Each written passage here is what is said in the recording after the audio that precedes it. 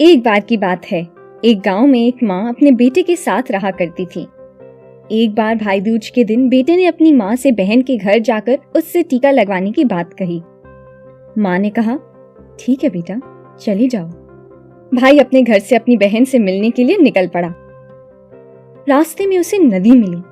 नदी ने उससे कहा, मैं तुम्हें डुबाऊंगी।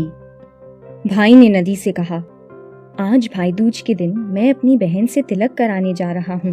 वो मेरी बाट जो रही होगी। तुम अभी मुझे जाने दो।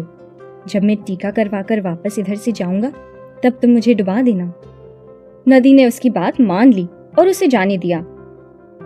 थोड़ी देर और आगे जाने पर उसको एक सांप मिला।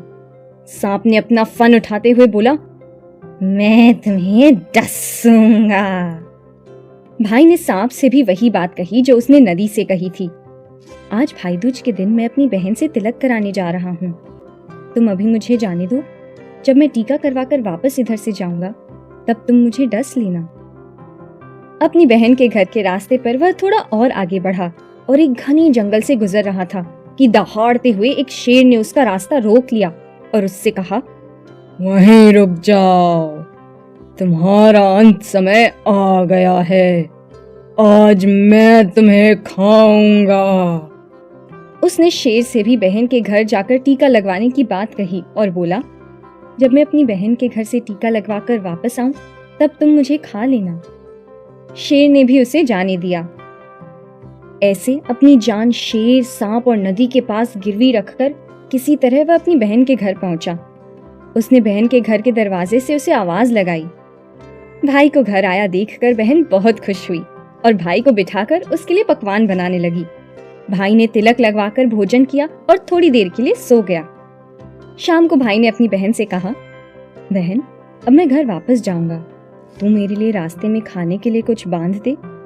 बहन ने भाई के लिए खाना और लड्डू बांध दिए और भाई बहन से विदा लेकर अपने रास्ते निकल गया।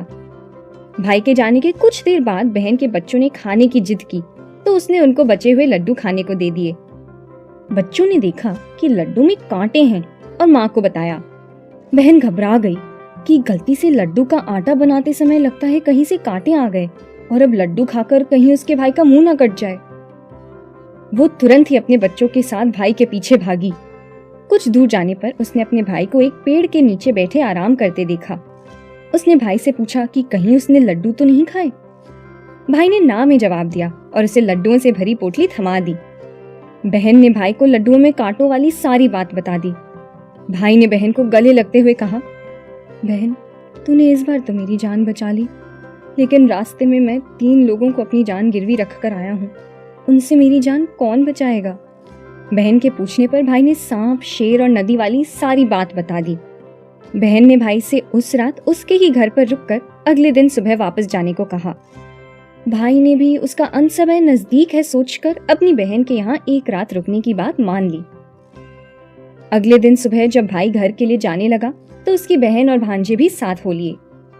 जंगल के रास्ते में जब शेर भाई को खाने आगे आया तो बहन ने उसके सामने मांस का टुकड़ा फेंक दिया। शेर ने मांस खाया और उसकी भूख मिट गई। उसने भाई को नहीं खाया। आगे जाने पर रास्ते में सांप आगे आया।